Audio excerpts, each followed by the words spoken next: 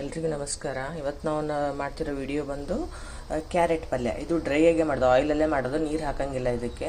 ಅದಕ್ಕೆ ಏನೇನು ಬೇಕಂದರೆ ಕ್ಯಾರೆಟು, ಈರುಳ್ಳಿ, ಟೊಮ್ಯಾಟೊ, ಕೊತ್ತಂಬರಿ, ಕರಿಬೇವು, ಮಸಾಲ ಖಾರ ಇಲ್ದವರು ಅರ್ಧ ಸ್ಪೂನ್ ಧನಿಯಾ ಪೌಡ್ರು, ಜೀರಾ ಪೌಡ್ರು, ಗರಂ ಮಸಾಲ, ಆಮೇಲೆ ಖಾರದ ಪುಡಿ, ನಿಮ್ಗೆ ಎಷ್ಟು ಬೇಕು ಖಾರ ಅದನ್ನ ಹಾಕೊಳ್ಳಿ. ಆಮೇಲೆ ಸಾಸಿವೆ, ಜೀರಿಗೆ, ಅರಿಶಿನ ಪುಡಿ, ಉಪ್ಪು ಇಷ್ಟು ಬೇಕಾಗತ್ತೆ. ಇವಾಗ ಆಯಿಲ್ ಕಾದಿದೆ, ಸಾಸಿವೆ ಜೀರಿಗೆ ಹಾಕೊಳ್ಳೋಣ.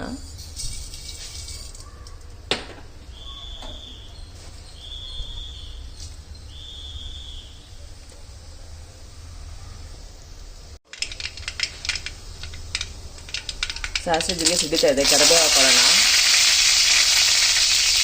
ಅದಾದಮೇಲೆ ಈರುಳ್ಳಿ ಹಾಕಿ ಬೇಯಿಸೋಣ. ಈರುಳ್ಳಿ ಚೆನ್ನಾಗಿ ಬೇಯಲಿ. ಇವಾಗ ಈರುಳ್ಳಿ ಬೆಂದಿದೆ, ಟೊಮೆಟೊ ಹಾಕ್ಕೊಳ್ಳೋಣ. ಟೊಮೆಟೊ ಹಾಕೊಂಡ್ಮೇಲೆ ಸ್ವಲ್ಪ ಸಕ್ಕರೆ, ಆಮೇಲೆ ರುಚಿಗೆ ಎಷ್ಟು ಬೇಕಲ್ಲ ಅಷ್ಟು ಉಪ್ಪು. ನೀವು ಆಮೇಲೆ ನೋಡ್ಕೊಂಡು ನಾವು ಆ್ಯಡ್ ಮಾಡ್ಬೋದು.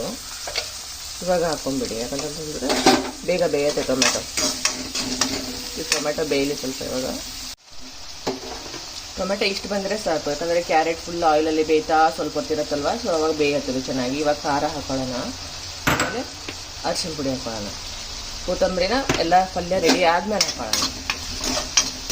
ಹಾಕಿದ್ಮೇಲೆ ಕ್ಯಾರೆಟನ್ನು ಹೆಂಚ್ಕೊಂಡು ಇಟ್ಕೊಂಡಿರ್ತೀವಲ್ವ, ಆ ಕ್ಯಾರೆಟ್ ಹಾಕ್ಕೊಬೇಕು. ಇವಾಗ ಏನು ಮಾಡಬೇಕಂತಂದರೆ ಇದೇ ತುಂಬ ಇಂಪಾರ್ಟೆಂಟು. ಫುಲ್ ಲೋ ಫ್ಲೇಮಲ್ಲಿಟ್ಟು, ಇಲ್ಲಾಂದ್ರೆ ಒಂದು 15ರಿಂದ 20 ನಿಮಿಷ ಆಗುತ್ತೆ ಈ ಪಲ್ಯ ಆಗೋಕ್ಕೆ. ಫುಲ್ ಲೋ ಫ್ಲೇಮಲ್ಲಿಟ್ಟು ಪ್ಲೇಟ್ನ ಕ್ಲೋಸ್ ಮಾಡಿ ಬೇಯಿಸ್ತಾ ಹೋಗಬೇಕು. ಮಿಡ್ಲಲ್ಲಿ 5 ನಿಮಿಷಕ್ಕೆ ಒಂದ್ಸಾರಿ ತಿರುತ್ತಾ ಇರಬೇಕು.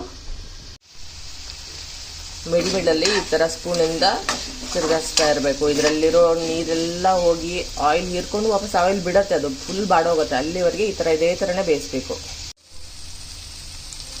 ಮಿಡ್ಲಲ್ಲಿ ಈ ಥರ ತೆಗೆದು ಈ ಥರ ಸ್ಪೂನಿಂದ ಆಡಿಸ್ತಾ ಹೋಗಬೇಕು. ನೀರಿನ ಅಂಶ ಕಡಿಮೆ ಆಗಿ ಬರ್ತಾ ಬರುತ್ತೆ ಅದು. ನೋಡಿ, ಇವಾಗ ಎಲ್ಲ ಬಾಡೋಗಿ ಆಯಿಲ್ ಹೆಂಗೆ ಕಾಣ್ತಿದೆ ಬಿಟ್ಕೊಂಡಿರೋದು. ಈ ಥರ ಆಯಿಲ್ ಬಿಟ್ಕೊಬೇಕು. ಅಲ್ಲಿವರೆಗೆ ಇದೇ ಥರ ಫ್ರೈ ಮಾಡ್ತಾ ಹೋಗಬೇಕು. ಆಯಿಲ್ ಎಲ್ಲ ಫುಲ್ ಬಿಟ್ಕೊಂಡಿದೆ ಅಂತಂತಂದರೆ ರೆಡಿಯಾಗಿದೆ. ಅದನ್ನು ಚಪಾತಿ ಜೊತೆ ತಿಂದರೆ ಸೂಪರಾಗಿರುತ್ತೆ. Thank you. ಇವಾಗೇನು ಮಾಡಬೇಕು, ಕೊತ್ತಂಬರಿಯನ್ನು ಹಾಕೋದು ಮಾಡ್ತೀವಿ. ಕೊತ್ತಂಬರಿಯನ್ನು ಹಾಕ್ಬಿಡ್ಬೇಕು. ಹಾಕಿ ಸ್ವಲ್ಪ ಬಾಡ್ಬೇಕು. ಇವಾಗೇನಂತೆ ಕೊತ್ತಂಬರಿ ಸ್ಮೆಲ್ ಹಂಗೆ ಇದ್ಬಿಡತ್ತೆ ಪಲ್ಯದಲ್ಲಿ. ಚೆನ್ನಾಗಿ ಬರುತ್ತೆ, ಸ್ಮೆಲ್ಲು ಚೆನ್ನಾಗಿ ಬರುತ್ತೆ, ಟೇಸ್ಟು ಚೆನ್ನಾಗಿ ಬರುತ್ತೆ. Thank you.